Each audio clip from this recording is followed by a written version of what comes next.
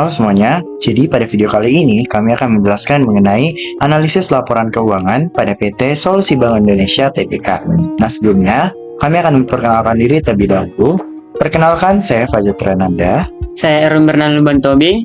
Kami dari kelas BK5B, jurusan akuntansi, program studi keuangan dan perbankan Politeknik Negeri Medan. Nah, yang pertama kita akan membahas mengenai pengertian terlebih dahulu.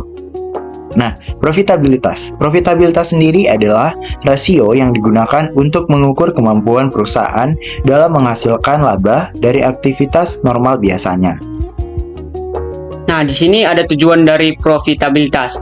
Yang pertama, menghitung pemasukan laba perusahaan dalam sebuah periode akuntansi, menghitung perkembangan profit yang didapatkan dibandingkan dengan periode akuntansi yang lalu. Yang kedua, menghitung kemampuan perusahaan dalam mengembangkan modal yang digunakan, baik itu berasal dari pinjaman atau modal itu sendiri. Nah, selanjutnya itu manfaat dari profitabilitas. Adapun manfaat dari rasio profitabilitas ini adalah yang pertama yaitu mengetahui profit perusahaan dari periode akuntansi tertentu, mengetahui peningkatan perkembangan nilai laba perusahaan dari waktu ke waktu, kemudian mengetahui posisi laba perusahaan dari tahun ini lalu dibandingkan dengan periode akuntansi sebelumnya. Nah, di sini terdapat jenis rasio profitabilitas. Yang pertama, return on equity. Return on equity atau ROE merupakan rasio profitabilitas untuk menilai kemampuan perusahaan dalam menghasilkan keuntungan dari investasi pemegang saham perusahaan, yang mana hal itu akan dinyatakan dalam persentase. Di sini terdapat rumus untuk mencari ROE sendiri, yaitu laba setelah pajak dan beban bunga dibagi dengan total ekuitas. Nah, jenis yang selanjutnya yaitu Return on Investment. Return on Investment atau ROI adalah rasio keuangan yang digunakan untuk mengukur seberapa baik suatu investasi menghasilkan keuntungan dibandingkan dengan biaya investasi yang dikeluarkan. Nah, untuk mencari ROI sendiri, kita menggunakan rumus laba setelah pajak dan beban bunga dibagi dengan total aset.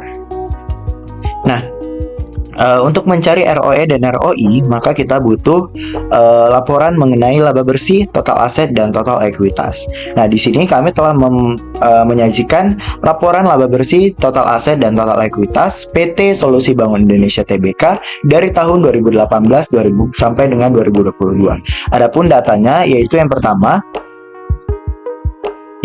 yaitu laba bersih pada tahun 2019 senilai 827.285. Kemudian untuk total asetnya yaitu 18.667.187. Kemudian untuk total ekuitasnya senilai 6.416.350. Ke tahun selanjutnya 2019 terdapat laba bersih senilai 499.052. Kemudian total asetnya 19.571.498 dan total ekuitas 6.982.612. Untuk tahun 2020 memiliki laba bersih senilai 650.988 dengan total aset 20.738.125 dan total ekuitas sebanyak 7.566.179. Ke tahun selanjutnya 2021 dengan total laba bersih 720.933 dengan total aset 21.491.726 dan total ekuitas 11.182.197. Kemudian untuk tahun 2022 terdapat laba bersih sebanyak 839.276 dengan total aset 21.378.510 dan total ekuitasnya sebanyak 11.860.038. Nah, di sini disajikan perhitungan dari ROI sendiri untuk PT Solusi Bangun Indonesia Tbk. Nah, di sini pada tahun 2018 laba bersihnya sebanyak 827.985 dibagi dengan total aset 18.667.187. Nah, hasilnya dapat 4,44%. Pada tahun 2019, laba bersihnya sebanyak 499.052 rupiah dibagi dengan total aset 19.571.498. Hasilnya dapat 2,55%. Pada tahun 2020, laba bersihnya sebanyak 650.988 dibagi dengan total asetnya 20.738.125. Hasilnya 3,14%. Pada tahun 2021, laba bersihnya 720.933 dibagi dengan total asetnya 5.238.279. Hasilnya 13,76%. Pada tahun 2022, laba bersihnya sebanyak 839.276 dibagi dengan total asetnya 21.378.510.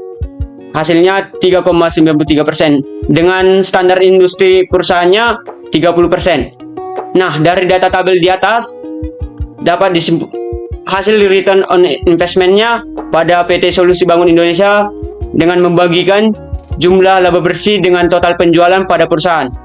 Kemudian dibandingkan dengan standar industri perusahaan sebesar 30%. Maka dari hasil perhitungan ROI dapat dilihat bahwa kondisi kinerja perusahaan tersebut pada tahun 2018 sampai dengan 2022 kurang baik atau tidak baik dikarenakan berada di bawah standar industri yang telah ditetapkan perusahaan tersebut. Nah, selanjutnya yaitu return on equity. Dengan rumusnya yaitu laba bersih dan dibagi dengan total ekuitas. Pada return on equity ini memiliki standar industri yaitu di 40%. Nah, kita masuk ke tahun pertama yaitu 2018 dengan laba bersih 827.985 dibagi dengan total ekuitas sebanyak 6.416.350, maka kita dapat hasilnya yaitu 12,90%. Di tahun selanjutnya yaitu 2019 dengan laba bersih 499.052, kita bagi dengan total ekuitasnya 6.982.612, maka kita dapat hasilnya 7,15%. Untuk tahun 2020 dengan laba bersih 650.988 dibagi dengan total ekuitasnya sebanyak 7.566.179, maka kita dapat hasilnya 8,60%. Tahun selanjutnya dengan laba bersih 720.933 dengan total ekuitas 11.182.197, maka kita dapat hasilnya 6,45%. Kemudian di tahun terakhir 2022 dengan laba bersih 839.276 dibagi dengan total ekuitas sebanyak 11.860.038, kita dapat hasilnya 7,08%. Nah, dapat kita lihat pada tabel di atas hasil return on equity pada PT Solusi Bangun Indonesia Tbk dengan membagikan jumlah laba bersih dengan total penjualan pada perusahaan, kemudian dibandingkan dengan standar industri perusahaan yaitu sebesar 40%, maka dari hasil perhitungan ROE di atas dapat dilihat bahwa kondisi kinerja perusahaan tersebut dari tahun 2018 sampai dengan 2022 ternilai tidak baik ataupun kurang baik dikarenakan berada jauh di bawah standar industri yang telah ditetapkan oleh perusahaan. Nah, di sini terdapat grafik dari data return on investment. Dapat kita lihat bahwa pada tahun 2018, data return on investment-nya yaitu 4,44%. Pada tahun 2019 terjadi penurunan dinilai sebanyak 2,55%. Pada tahun 2019 terjadi peningkatan lagi di angka 3,14%. Pada tahun 2021 terjadi peningkatan yang sangat signifikan yaitu di angka 13,76%. Pada tahun 2022 terjadi lagi penurunan yaitu di angka 3,93%. Nah, dari gambar grafik di atas dapat diinterpretasikan bahwa ada fenomena pergerakan return on investment atau ROI dari PT Solusi Bangun Indonesia periode 2018 sampai dengan 2022. Nah, pada tahun 2018, 2019, 2020, dan 2022, ROE mengalami penurunan dan berada jauh di bawah rata-rata industri dikarenakan perusahaan belum efisien dalam menggunakan modal sendiri. Nah, pada tahun 2021, ROI mengalami kenaikan dikarenakan perusahaan lebih efisien dalam menggunakan modal sendiri. Semakin tinggi nilai return on investment, maka akan semakin bagus kualitas yang dimiliki perusahaan tersebut. Sebaliknya, semakin rendah nilai return on investment, maka semakin buruk kualitas yang dimiliki perusahaan tersebut. Nah, selanjutnya yaitu grafik pada data Return on Equity atau ROE.